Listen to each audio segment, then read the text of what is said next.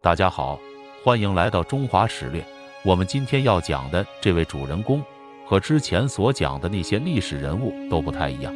如果说之前所讲的那些历史人物都是颠覆你的固有观点，让您恍然大悟的话，那么今天的这位主人公就是让您对他的成就更加佩服，直至超乎想象。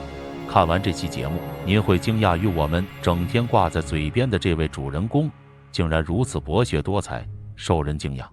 提起苏轼，大家可能首先想到的就是他是与诗仙李白、诗圣杜甫齐名的唐宋八大家之一。可是大家都知道吗？苏轼多才多艺，才华横溢，可以说是一个全能型的文学艺术大师。他的诗、词、赋、散文、书法、绘画都很有造诣，都称得上是当世无双。苏轼于公元1037年生于一书香门第，以19岁之龄通过殿试，这是科举考试的最高级别，成为历史上最年轻的进士，表现出类拔萃，被视为政坛的后起之秀。他清晰有力的文章令宋仁宗深为欣赏。在宋神宗于公元1067年登基之时，苏轼已是备受尊崇的士大夫。有一天，宋神宗问身边的大臣，苏轼可以和哪位古人比肩？大臣提到李白，大家可知道宋神宗如何应答？原话是：李白有识之才，无识之学。翻译过来就是李白有苏轼的才气，学识却不如苏轼广博。大家又可知道，苏轼在北宋文坛上可谓是 CP 狂魔。在写诗方面，他和黄庭坚并称苏黄；在写词方面，他和辛弃疾并称苏辛；在散文方面，他和欧阳修并称欧苏；在书画方面，他和黄庭坚、米芾、蔡襄并称宋四家。其实，在唐朝的诗人当中，也有一个全能型的选手，那就是王维。但苏轼能够成为古今中外的超人气偶像，不单单是因为才华，而同样是因为其一生坎坷的经历。除了文学、绘画、书法等文艺作品，苏轼留给后世的还有很多，比如东坡肉、东坡肘子、东坡饼、羊蝎子等饮食名作，还有河东狮吼、出人头地、水落石出、明日黄花、胸有成竹等各种成语。那么苏轼的一生到底是怎样的呢？今天我们就来好好聊一聊。苏轼的一生是跌宕起伏的一生，这其中有时代的原因，也有苏轼自身性格的原因。总的来说，可以概括为5个阶段，分别是年少有为、仕途不顺、黄州修炼、东山再起和再遭贬谪。尽管一生坎坷，但是可以从他流传于后世的诗词中看出，苏轼依然保持着对生活的热爱。宋神宗熙宁2年1069年，王安石出任参知政事及副宰相，实行变法。王安石提出了一系列旨在富国强兵的革新主张。苏轼本来的主张是变法要平缓地进行，由于苏轼的思想和变法主流不相一致，所以他就站到了旧党的一边，对变法持反对态度。但由于王安石主导的变法，苏轼很难改变现状，于是在熙宁4年1071年，苏轼由殿中丞申请外调为杭州通判。时年苏轼36岁。熙宁7年1074年，苏轼转知密州，今山东省诸城市，后又调任徐州知州。宋神宗熙宁10年1077年，时年苏轼在徐州知州任上。当时黄河决口，苏轼亲自率领军民护堤守城，最终治理了黄河决口。2年后，苏轼又到湖州（今浙江省吴兴市）担任知州。这一年是宋神宗元丰2年1079年，此时的变法仍然在进行着。苏轼一到湖州，他就给宋神宗写了一封《湖州谢上表》，这本是例行公事。但苏轼在表中写有余不事实，难以追培新进，还有查起老不生事或能牧养小民的话语。这些话被新党的一些人抓住了把柄，其中御史李定、舒旦、何正臣3人从苏轼大量旧诗作中挑出他们认为隐含讥讽新法的句子，对苏轼加以弹劾。一时间，朝廷上下一片倒苏之声。这一年7月28日，苏轼在湖州上任才刚满3个月，就被御史台的吏卒逮捕，借往都城汴梁，受牵连者达数10人。这就是北宋著名的乌台诗案。为什么叫乌台诗案呢？因为乌台就是指御史台，这是出自于《汉书·朱伯传》中的记载。御史府中列100数，常有野乌数千，萋萋上。所以后来的人也把御史台称为乌台。又因为苏轼的这件事都是由于御史的弹劾引起，所以称为乌台诗案。这次险遭灭顶的灾祸是苏轼人生的一个转折点。苏轼当时被关在御史台的监狱里，他甚至想到了自杀。他给弟弟苏辙写了2首诀别诗，其中有2句尤其感人肺腑：与君今世为兄弟，又节来生未了因。经过多方的营救，其中也包括苏轼一直反对的王安石。此时他已退休在家，他写信给宋神宗说：圣朝不宜诛名士，苏轼才幸免于难。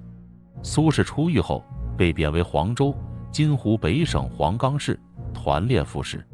这是苏轼仕途上第一次遭到重大的挫折，也可以说是苏轼的第一次贬谪。从此苏轼过上了以颠沛流离为主的贬谪生活，也使得苏轼心灵经受了极大的磨难。苏轼在仕途贬谪的岁月里，他并没有因为仕途的坎坷而变得意志消沉，相反，他在贬谪的岁月里保持着乐观豁达的心态。在任职的每一个地方，他都积极地投入到工作中去，为当地的经济、教育等都做出了巨大的贡献。也正是在贬谪的岁月里，苏轼因为保持着乐观豁达的心态，他的文学创作达到了另一个高峰。他的大量文学作品也正是在贬谪的岁月里创作出来的。不同的地方，不同的风土人情，开阔了苏轼的眼界，让他饱经沧桑，历尽忧患，也升华了苏轼的人生境界，对人生有了更深刻的认识和感悟。苏轼的诗词中虽然也表达了对于仕途贬谪的孤寂与落寞之情，却没有任何的幽怨。相反，苏轼却有一种审美的诗意境界，这是苏轼豁达乐观心态的体现。这种心态反映到文学作品中，就是一种美的享受。此时豁达乐观的心态已经升华为苏轼的一种审美的人生境界。比如苏轼在黄州时，他写下了一首诗：初到黄州，自孝平生为口盲，老来事业转荒唐。长江绕郭之于美，好竹连山绝笋香。竹客不妨云外志，诗人力作水槽郎。只残无补丝毫事，尚费官家压酒囊。苏轼已经对自己因为好论是非、因言贬谪的事情坦然面对了。他喜欢上了黄州鲜美可口的鱼和岸边的鲜嫩爽口的竹笋，失去的是仕途一时的荣宠，得到的却是生活的真谛。苏轼在黄州期间便游黄州山水，在游览黄州赤鼻矶时，他写下了前赤壁赋，后赤壁赋。在黄州有一次苏轼生病了，他到当地名医庞安长跟前治病，病好了之后，他与这位名医一起同游黄州有名的兰溪，还写下了游记《游兰溪》。文章有序有歌，妙趣横生，如文中的歌为：山下兰芽短尽稀，松间沙路净无泥。萧萧梦与子归啼，谁道人生无再少？门前流水尚能西，休将白发唱黄鸡。这也体现了苏轼寄情山水的乐观向上的一面。文章最后一句写道：是日俱饮而归。这正是苏轼豁达乐观、笑对人生的积极向上的一面。苏轼的字里行间处处表达了这种豁达乐观的心态。古语说得好，既来之，则安之。苏轼随遇而安，豁达、积极、向上、乐观的心态，让他从贬谪的低谷甚至阴影中走了出来。他在每一个地方都能很好的和当地的同事和百姓融合在一起，找到归属感，找到精神的家园，从而获得精神层面上的畅适自足。那么苏轼在贬谪生涯中有着怎样的家国情怀？苏轼是很有政绩的，比如他在杭州任职期间，便采取与民为变的方法。《宋史·苏轼传》记载：美因法以便民，民赖以安。这说明苏轼是一位恪尽职守、工作很有方法的人。